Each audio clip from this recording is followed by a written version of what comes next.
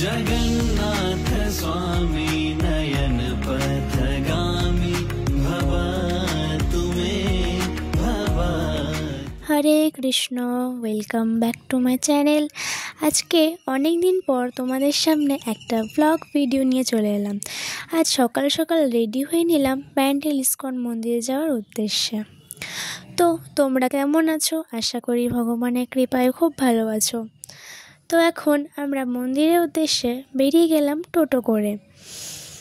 আমরা বলতে আমি, মা, বাবা, তারপর আমাদের চেনাশোনা এক মাতাজি। হঠাৎ করে মাতাজির সাথে রাস্তায় দেখা হয়ে গেল মিট। তারপর মাতাজি আজ আমাদের সাথে যাচ্ছিল মন্দিরে।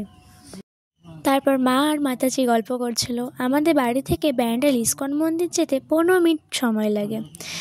তো বকবক করতে করতে খুব তাড়াতাড়ি চলে এলাম মন্দিরে। তো আমাদের এখন ওই 4 তলা যেতে হবে ভগবান দর্শন করার জন্য। তো আরেকটা বিষয় যেটা তোমাদের বলা হয়নি, আজ মন্দিরে একটা কিউট বেবির অন্নপ্রাশন, তাই ওই উপলক্ষে বৈষ্ণব সেবা হবে। তো কথা বলতে বলতে আমরা চলে এসেছি ওপরে। আমি গিয়ে দেখি যে প্রমোশন শুরু হয়ে গেছে। তো চলো আমরা প্রথমে ভগবানের দর্শন করি। তো আমি গিয়ে দেখি ভগবানের ঘরে পর্দা দেয়া, কিন্তু কিছুক্ষণ ওয়েট করার পর তো অবশেষে ভগবানের পর্দা খোলা হবে। আজ নাকি ভগবানের সিঙ্গার খুব দারুণ হয়েছে সবাই বলছিল। তো আমি আর ওয়েট করতে পারছিলাম না। তো ফাইনালি এখন খুলে গেল ভগবানের মন্দির। জয় জগন্নাথ বলরাম সুভদ্রা মহারানী কি জয়। তো অন্যদিকে প্রমোশন শুরু হয়ে গেছে। চলো তাহলে প্রমোশনের দিকে যাওয়া যাক। আমাদের জেলা প্রচারক আত্মানন্দ গৌরহরিদাস প্রভু প্রমোশন দিচ্ছিলেন। তারপর আমি ওখানে গিয়ে বসলাম এবং শ্রবণ করছিলাম। তো আমি চেষ্টা করব তোমাদেরকে কিছু শোনানোর জন্য, তোমরাও একটু শুনে নাও। যা কিছু দিয়েছে সবকিছু ভগবানের চরণে সমর্পিত করা উচিত।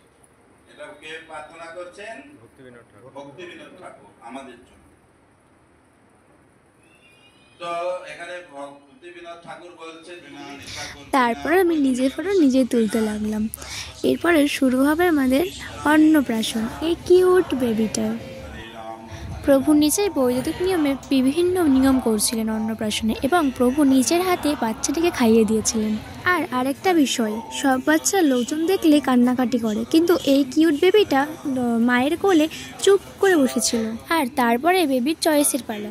বেবি কি চয়েস করবে সেটা। তোমরা ভাবছো আমি বেবির কি চয়েসের কথা বলছি? হ্যাঁ, এবার দেখাবো। বাচ্চাটার সামনে একটা থালার মধ্যে একটা গীতা, 100 টাকা আর একটা পেন দেওয়া হলো। এবার বেবিকে চয়েস করতে হবে বেবি কী নেবে। তো ভগবানের কৃপায় বাচ্চাটি গীতাটাই স্পর্শ করেছিল। কি দারুণ ব্যাপার, তাই না? তারপর প্রভু গীতার দিকে বাচ্চাটির মাথায় ছুঁয়ে দিলেন। এই নিয়মটি 3 বার হয়। তো সেকেন্ড বারেও বাচ্চাটি গীতাটাই স্পর্শ করেছিল, আর থার্ড বারেও। কি আশ্চর্য ব্যাপার, তাই না? এরকম কিন্তু সব বাচ্চারা হয় না, বাট আমি ফার্স্ট দেখলাম এরকম। বাচ্চাটির ওপর ভগবানের কত কৃপা, তাই না? তারপরে ছিল ভোগ দর্শনের পালা।